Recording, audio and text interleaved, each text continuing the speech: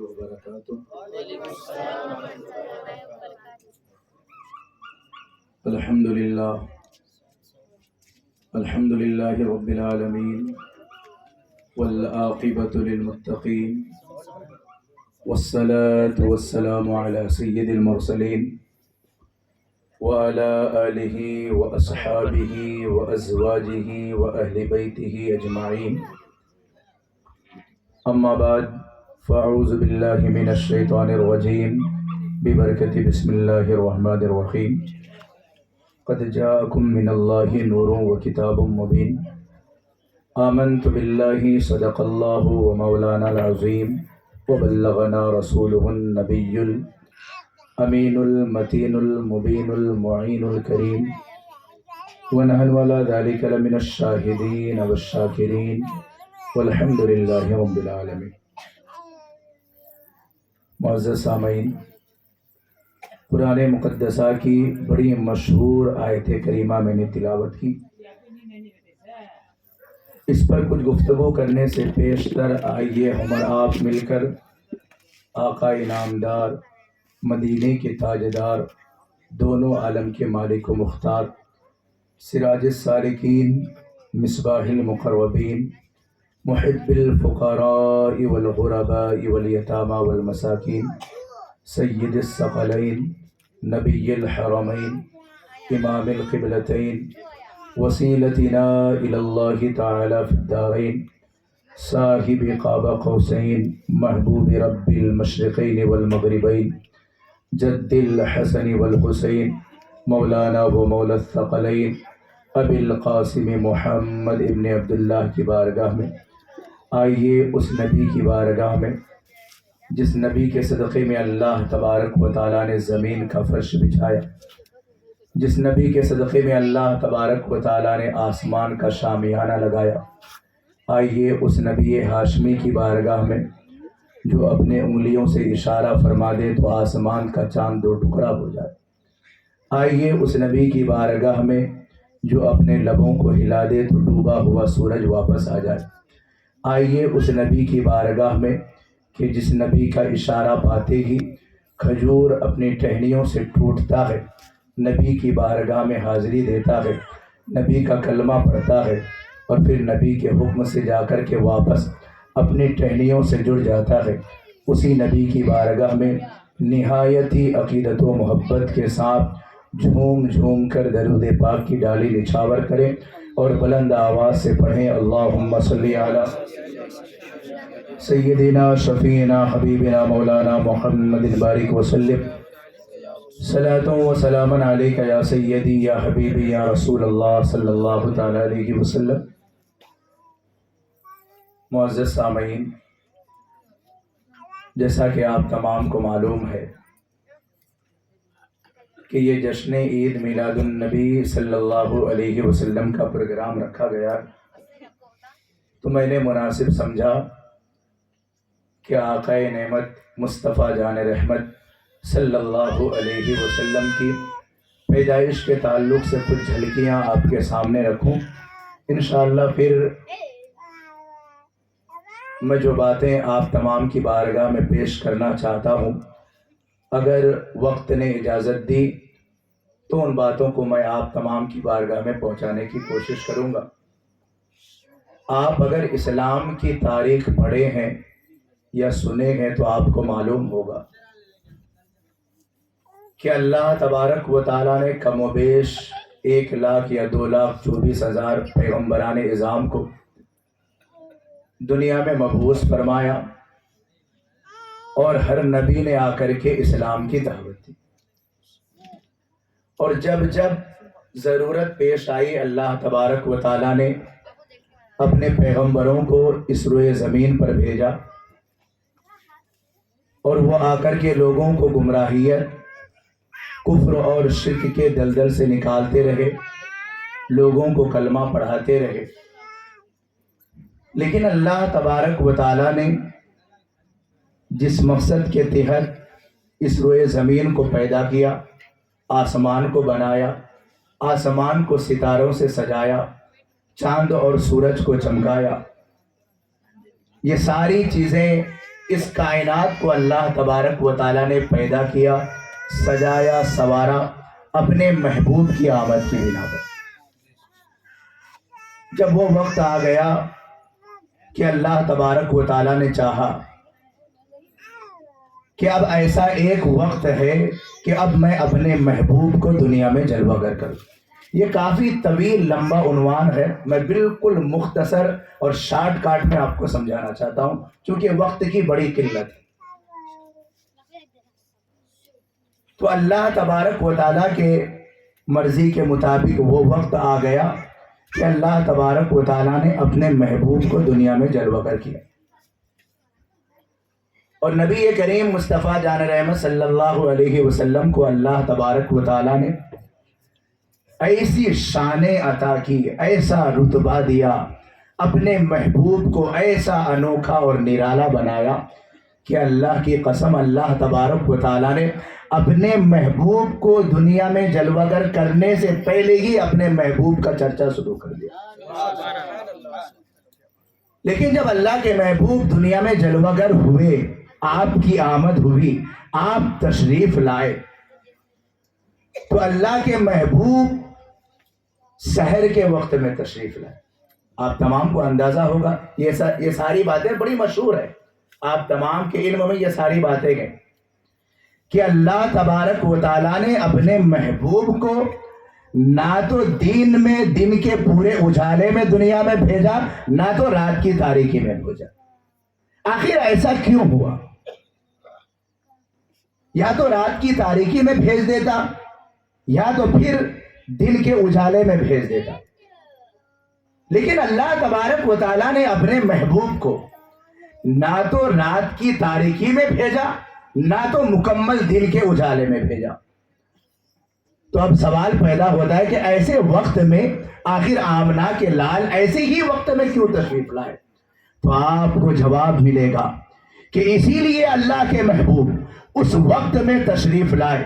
اگر رات کی تاریکی میں آ جاتے تو رات یہ دن پر فضیلت حاصل کر لیتی اور دن سے یہ کہتی کہ اے دن میں تجھ سے بہتر ہوں، اس لیے کہ مصطفیٰ جان رحمت مجھ رات میں تشریف لائے، اور دن میں اگر تشریف لاتے تو دن رات سے یہ کہتی کہ اے رات میں تجھ سے بہتر ہوں کہ آمنہ کا لال دن کے اجالے میں تشریف لائے۔ تو اللہ تبارک و تعالیٰ نے جب اپنے محبوب کو دنیا میں جلوہ گر کیا تو ایسے وقت میں کیا کہ رات جاتے جاتے مصطفیٰ جان رحمت کی مقدس چہرے کی زیارت کرتا ہوا گیا، اور جب صبح کا اجالا نکلا تو مصطفیٰ جان رحمت کے چہرے کی زیارت کرتا ہوا یہ نکلا۔ مصطفیٰ جان رحمت جب تشریف لائے تو آپ نے سنا ہوگا، اللہ اکبر، کہ مکے کی سرزمین پر نہایت ہی قحط سالی تھی، لوگ بھوک مری کے شکار تھے، دھوپ کی شدت کی وجہ سے، وہاں کی کڑاکے کی گرمی کی وجہ سے زمین پھٹ گئی تھی، ہریالی سوکھ چکی تھی، کسی پیڑ پر کوئی ہرے پتے نظر نہیں آتے تھے، کوئی پیڑ پھل دینے کے قابل نہیں تھا۔ اللہ اکبر، لوگ ٹھنڈی ہواؤں کے انتظار میں لوگوں کی نیندیں اڑ گئی تھی، لوگ بے چین ہو گئے تھے، لوگ بے قرار ہو گئے تھے، لوگ ترس رہے تھے پانے کے لیے، لوگ روزی کے لیے تڑپ رہے تھے۔ ایسے عالم میں جب مصطفیٰ جان رحمت تشریف لائے تو جیسی ہی صبح کی سفیدی نمودار ہوئی، لوگ اپنے اپنے گھروں سے اٹھے باہر نکلے تو لوگوں نے محسوس کیا کہ آج الگ ہی بھینی بھینی ٹھنڈی ٹھنڈی خوشبودار ہوائیں چل رہی ہے، لوگ ایک دوسرے کو دیکھ رہے ہیں، نہ جانے آج اچانک موسم تبدیل ہو گیا ہے، آج موسم میں عجیب سی نکھار ہے، آج ہوا میں الگ سی کشش ہے، آج ہوا خوشبودار ہے، آج ہواؤں میں ٹھنڈک ہے، آج ہوا الگ ہی ہوا محسوس ہو رہی ہے، لوگ بات کر رہے ہیں۔ اتنے میں ایک آدمی باپ کی طرف سے آتا ہے اور یہ کہتا ہے کہ آپ لوگ یہ کیسی باتیں کر رہے ہیں؟ تو وہ سارے لوگ اس کی طرف مخاطب ہوتے ہیں اور اپنا عریضہ سناتے ہیں، کیا تمہیں یہ تبدیلی نظر نہیں آتی ہے؟ تم یہ کیا ہواؤں کو نہیں دیکھ رہے ہو, خوشبوؤں کو نہیں دیکھ رہے ہو, تو وہ انسان کہتا ہے آپ تو ابھی محلے میں ہے, آپ تو ابھی گاؤں میں ہے, ابھی میں باغ بغیچے سے آ رہا ہوں, آپ جائے اپنے باغ بغیچے کا جائزہ لے. اللہ اکبر. وہ انسان کہتا ہے سارے جو جھاڑ جل گئے تھے وہ سارے جھاڑ ہرے بھرے ہو گئے ہیں اور بن موسم کے پھل درختوں میں لگ گئے. لوگوں نے جب دیکھا کہ واقعی جب باغ میں گئے تو بن موسم کے پھل نظر آ رہے ہیں, ہر طرف کلیاں کھلی ہوئی ہے, ہر طرف پھول کھلے ہوئے ہیں, چاروں طرف سے بھینی بھینی خوشبو آ رہی ہے. اب ایک دوسرے کو مبارکباد دے رہے ہیں, لیکن لوگ حیرت زدہ بھی ہے, لوگ پریشان بھی ہے کہ آخر اچانک ایسی تبدیلی کیسے آ گئی ہے, اتنا نکھار زمانے میں کیسے پیدا ہو گیا ہے. اچانک پیڑ ہرے بھرے ہو گئے, چاروں طرف پھول کی کلیاں کھل گئی اور بن موسم کے پھل درختوں میں لگ گئے. اب یہ جو شور تھا وہ بڑھنے لگا, لوگ جمع ہونے لگے. تو ایک شخص آتا ہے اور کہتا ہے کہ آپ لوگ سارے لوگ مل کر کے یہ کیا کیسی باتیں کر رہے ہیں. وہ سارے لوگ کہتے ہیں تمہیں یہ تبدیلی نظر نہیں آتی, بن موسم کے پھل درختوں میں لگ گئے ہیں, سارے جھاڑ ہرے اور بھرے ہو گئے ہیں, خوشبودار ہوائیں چل رہی ہے, بارش کے رحمت کے قطرے آسمان سے نمودار ہو گئے ہیں, جو زمین ہماری پھٹ گئی تھی وہ ہری بھری ہو گئی ہے, چاروں طرف پانی ہی پانی نظر آ رہا ہے. یہ تمہیں رحمتیں, یہ کششیں, یہ بہاریں, یہ نعمتیں تمہیں نظر نہیں آتا. وہ انسان کہتا ہے کہ میں جو دیکھ کر کے آ رہا ہوں اگر تم وہ سنو گے تو حیرت زدہ ہو جاؤ گے. تو سارے لوگ اچانک, چونکہ حیرت زدہ تو پہلے ہی سے تھے, ان کی گفتگو کو سننے کے بعد اور بھی حیرت زدہ ہو جاتے ہیں. پھر اس سے پوچھتے ہیں بتاؤ تو صحیح کہ تم کیا حیران کن خبر لائے ہو. وہ کہتا ہے کہ میں نے ابھی دیکھا ہے خانہ کعبہ کے متولی, میں نے عبد المطلب کو دیکھا ہے کہ ان کے گود میں ایک حسین و جمیل بچہ تھا, نہایت ہی خوبصورت بچہ تھا. ایسا بچہ, ایسا خوبصورت, ایسا نورانی چہرے والا بچہ میں نے آج تک اس سے پہلے کبھی نہیں دیکھا. لیکن حیرت کی بات اور زیادہ ہے, اور آگے سنو. لوگ یہ کہتے ہیں بتاؤ کیا بات ہے. وہ کہتے ہیں کہ ہمارے خانہ کعبہ کے متولی عبد المطلب اس بچے کو گود میں لے کر کے خانہ کعبہ کی طرف بڑھ رہا تھا. جیسے ہی قریب پہنچے تو میری نگاہ یہ فیصلہ نہ کر سکی کہ عبد المطلب آگے بڑھ رہے ہیں یا خانہ کعبہ جھکا چلا رہا ہے. اللہ اکبر. اس روایت پر جب بریلے کے تاجدار حضرت امام احمد رضا خان فاضل بریلوی علیہ الرحمت والرضوان کی نگاہ پڑی تو آپ ارشاد فرماتے ہیں جن کے سجدے کو محراب کعبہ جھکے, جن کے سجدے کو محراب کعبہ جھکے, ان بھووں کی لطافت پہ لاکھوں سلام, مصطفیٰ جان رحمت پہ لاکھوں سلام, شمع بزم ہدایت پہ لاکھوں. نعرہ تکبیر,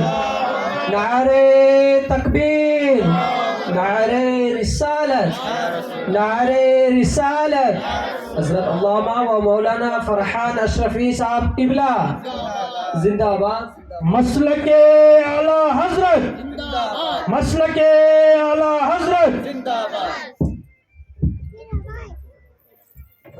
محترم سامعین, انشاءاللہ اس اسٹیج سے جو بھی آپ کو پیغام جائے گا وہ قرآن و حدیث کی روشنی میں جائے گا. تو قرآن و حدیث کی میری کوئی بات نہیں, میں کون ہوں کہنے والا. قرآن و حدیث کی اگر کوئی بات آپ لوگوں کو اچھی لگے تو آپ سبحان اللہ اپنی طبیعت سے کہہ دیں. میرے طرف سے کوئی پابندی نہیں. لیکن جب کسی مجلس میں, کسی محفل میں لوگ سبحان اللہ اور سبحان اللہ کی صدائیں لگاتے ہیں تو آپ جانتے ہیں کہ ان کا مقام کیا ہوتا ہے. اللہ تبارک و تعالیٰ کے ہاں اس کا چرچا کیسا ہوتا ہے. نبی کریم کی حدیث پاک ہے کہ زمین پر جب اللہ کے بندے سبحان اللہ کہتے ہیں تو عرش اعظم کانپتا اور تھراتا ہے. اللہ اس سبحان اللہ کی ذکر کی وجہ سے عرش اعظم کانپتا اور تھراتا ہے. تو رب ارشاد فرماتا ہے اے عرش اعظم کانپتے کیوں ہو, تھراتے کیوں ہو؟ تو عرش اعظم جھومتے جھومتے جواب دیتا ہے اے پاک پروردگار عالم، تیرے بندے زمین پر سبحان اللہ کی صدائیں لگا رہے ہیں، اسی وجہ سے ہم کانپ اور تھرا رہیں گے۔ تو پھر دوسرا سوال ہوتا ہے، اے عرش اعظم کب تک کانپو گے، کب تک تھراؤ گے؟ تو عرش اعظم جواب دیتا ہے، اے پاک پروردگار عالم، ان سبحان اللہ کہنے والے بندوں کی جب تک تو مغفرت نہیں کرتا ہے اس وقت تک میں کانپتا ہی رہوں گا، ہلتا ہی رہوں گا، مچلتا ہی رہوں گا۔ ایک بار اگر کوئی سبحان اللہ کہے تو اس کا چرچا عرش اعظم پہ ہوتا ہے۔ تو داد و تحسین کے لیے نہ صحیح، اپنے نیکیوں میں اضافہ کی نیت سے آپ سبحان اللہ اور الحمدللہ کے ترانے اپنی زبان پر رکھیں۔ نبی کریم مصطفیٰ جان رحمت سرکار دو عالم صلی اللہ علیہ وسلم کی آمد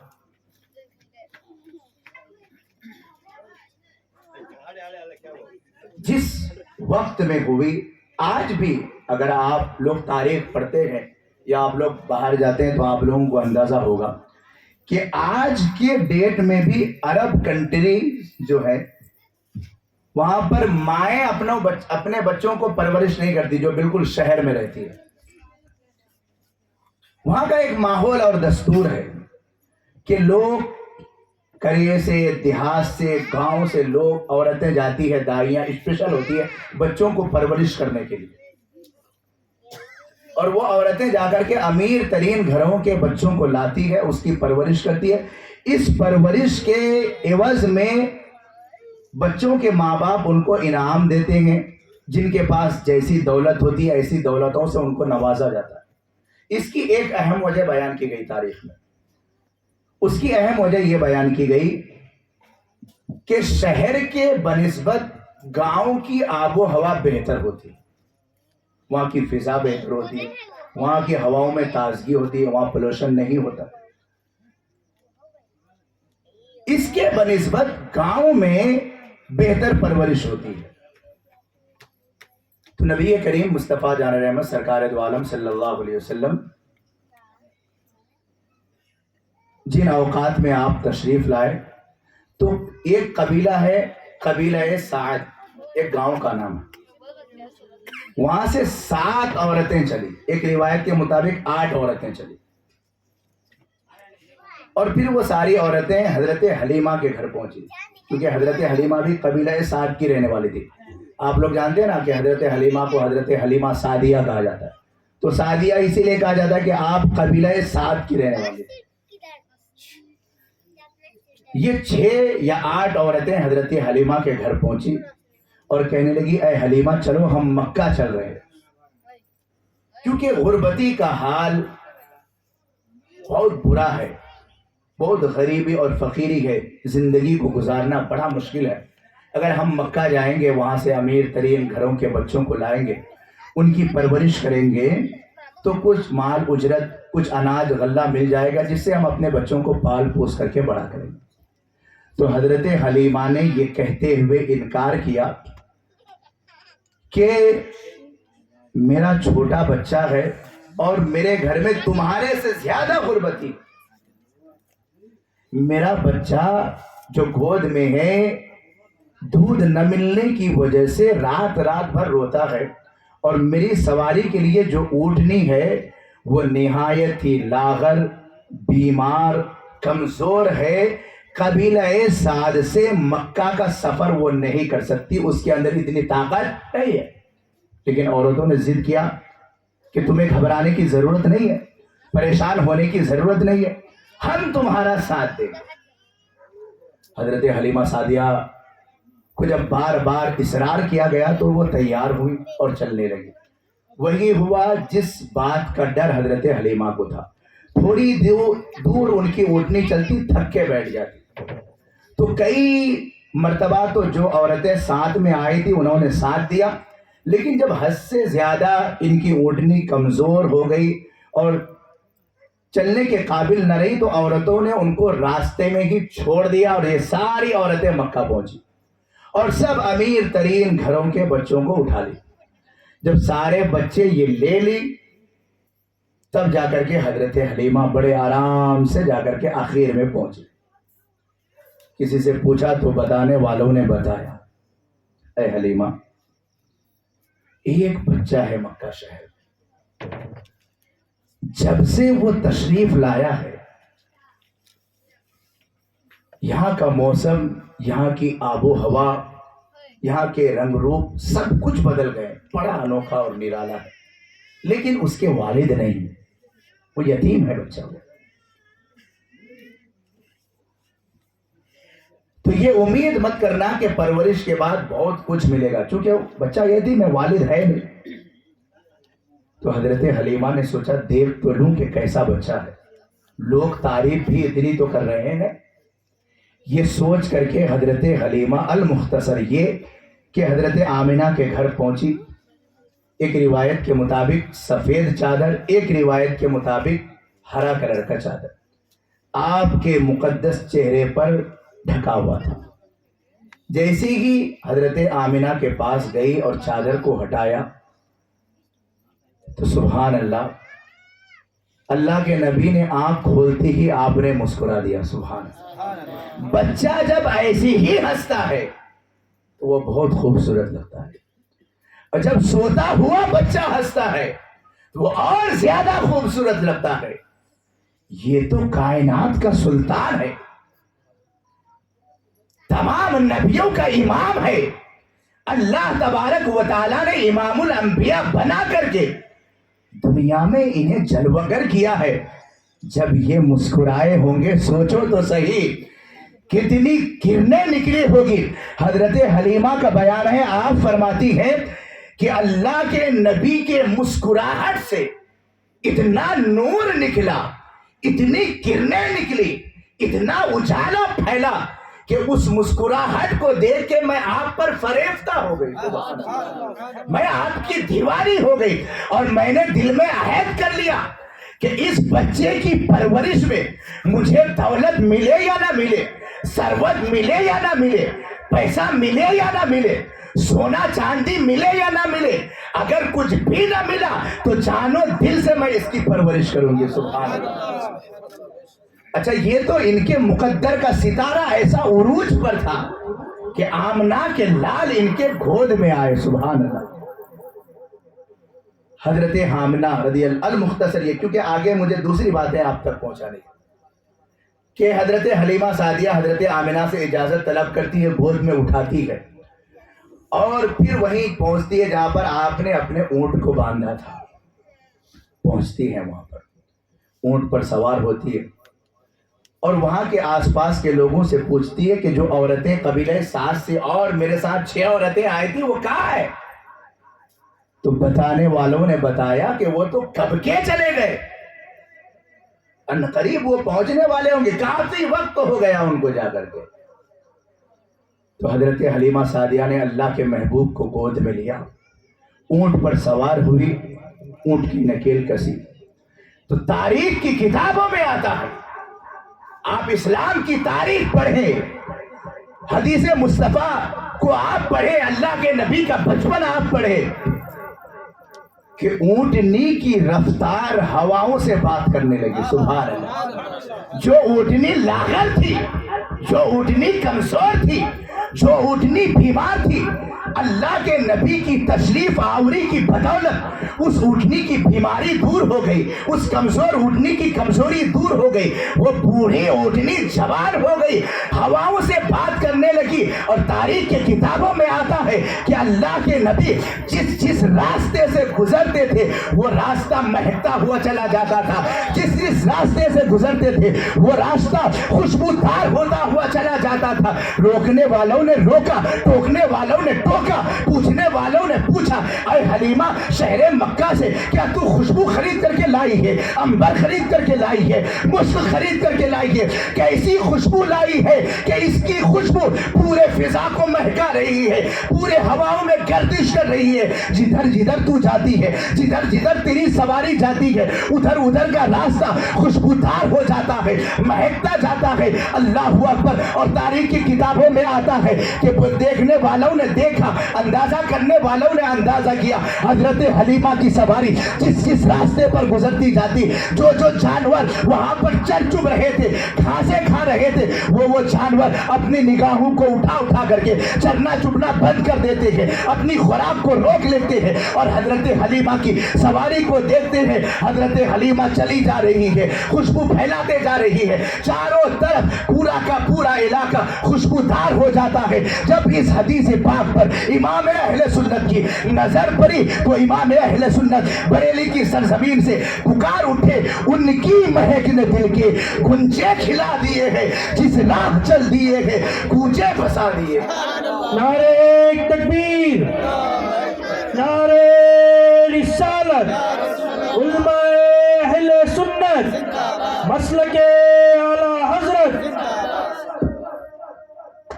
اللہ تبارک و تعالیٰ نے اپنے محبوب کو بڑا ہی نرالا بنایا، بڑا ہی انوکھا بنایا، بڑا خوبصورت بنایا، ایسا خوبصورت بنایا سبحان اللہ۔ میں آپ کو حدیث سناؤں، مشکوٰۃ شریف کی حدیث پاک ہے اور حدیثوں کی کتابوں میں معتبر کتاب ہے مشکوٰۃ شریف۔ علماء اکرام کا قافلہ اسٹیج پر رونق افروز ہے، تشریف فرما ہے، آپ پوچھیں ان علماء اکرام سے کہ ایک صحابی ہیں حضرت حسان بن ثابت رضی اللہ تعالیٰ، ایسے صحابی جو حضور کی شان میں نعت پڑھا کرتے تھے سبحان اللہ، اور حضور بھی بہت پسند فرماتے تھے۔ حضور ان کے لیے فرماتے اے حسان آؤ ممبر پر چڑھ کر میری نعت سناؤ سبحان اللہ۔ حضرت حسان کے لیے ممبر لگایا جاتا اور حضرت حسان حضور کو دیکھتے اور حضور کو دیکھ کے حضور کی تعریف کرتے سبحان اللہ۔ نعت کا میننگ تو آپ جانتے ہوں گے نا، نعت کی میننگ یہ ہے کہ حضور کی تعریف کرنا۔ یہ جو یہاں پہ بیان ہو رہا ہے یہ بھی نعت ہی ہے، یہ ایسا نہیں کہ صرف جو ترنم میں پڑھا جائے وہی نعت، یہ بھی نعت ہے، حضور کی تعریف ہی نعت ہے۔ وہ اشعار بہت شاندار لکھتے، حضور پسند فرماتے، حضور ان کو بلاتے۔ تو حضرت حسان بن ثابت رضی اللہ تعالیٰ عنہ نے حضور کی بارگاہ میں نعت پڑھی، وَأَحْسَنُ مِنْكَ لَمْ تَرَقَتْ عَيْنِي وَأَجْمَلَ مِنْكَ لَمْ تَلِدِ النِّسَاءُ خُلِقْتَ مُبَرَّأً مِنْ كُلِّ عَيْبٍ كَأَنَّكَ قَدْ خُلِقْتَ كَمَا تَشَاءُ، کہ یا رسول اللہ، یا حبیب اللہ، آپ سے زیادہ حسین و جمیل خوبصورت میں نے کسی کو نہیں دیکھا۔ حضور کے سامنے حضور کے چہرے انور کی کس انداز میں ایک صحابی تعریف کر رہے ہیں سبحان اللہ۔ میں یہاں پر ایک صحابی کا عقیدہ پیش کر رہا ہوں، سوچئے صحابی رسول کا ایمان کیسا تھا اور حضور کو وہ کتنے قریب سے جانتے تھے۔ واقعی ہے، ہمارا ایمان ہے اس بات پر کہ حضور کو انسانوں میں سب سے زیادہ قریب سے صحابی ہی جانتے تھے، ہمیشہ حضور کے ساتھ اٹھتے تھے، بیٹھتے تھے، آپ کی چہرے انور کی زیارت کرتے تھے۔ تو کہہ رہے ہیں کہ یا رسول اللہ، یا حبیب اللہ، آپ سے زیادہ خوبصورت میں نے کسی کو نہیں دیکھا، پوری دنیا میں آپ سے زیادہ خوبصورت کوئی نہیں ہے۔ اگلے مصرے میں فرماتے ہیں وَأَجْمَلَ مِنْكَ لَمْ تَلِدِ النِّسَاءُ، دیکھنے کی بات تو بہت دور کی ہے، کسی عورت نے روئے زمین پر آپ سے زیادہ خوبصورت حسین و جمیل بچے کو جنم ہی نہیں دیا سبحان اللہ۔ یہ انداز ہے صحابی رسول۔ اب سوال یہ ہے کہ حضرت حسان رضی اللہ تعالیٰ عنہ سے کہ اس شعر پر جو آپ نے پڑھی کہ آپ سے زیادہ خوبصورت کوئی نہیں ہے، یہ تو ٹھیک ہے کہ میں نے نہیں دیکھا، لیکن آپ اگلے مصرے میں فرماتے ہیں کہ آپ سے زیادہ خوبصورت کوئی نہیں ہے۔ کوئی منکر اگر اس نعت کا کوئی سوال کر دے کہ حضرت حسان رضی اللہ تعالیٰ عنہ نے مکہ کے لوگوں کو دیکھا، مدینہ کے لوگوں کو دیکھا، ایران کے ملک شام کے لوگوں کو دیکھا، عرب کے لوگوں کو دیکھا، ہو سکتا ہے کہ مکہ میں نبی سے زیادہ کوئی خوبصورت نہ ہو سکتا ہے کہ مدینہ میں کوئی نبی سے زیادہ خوبصورت نہ ہو، ہو سکتا ہے کہ ملک شام میں نبی سے زیادہ خوبصورت نہ ہو سکتا ہے کہ عرب کنٹریز میں نبی سے زیادہ خوبصورت نہ ہو، یہ ہو سکتا ہے، اپنی جگہ پر ایک سوال ہے یہ۔ اب سوال کرنے والا پلٹ کے یہ سوال کرتا ہے کہ حضرت حسان نے ہندوستان کے لوگوں کو نہیں دیکھا، حضرت حسان نے پاکستان کے لوگوں کو نہیں دیکھا، حضرت حسان نے امریکہ کے لوگوں کو نہیں دیکھا، حضرت حسان نے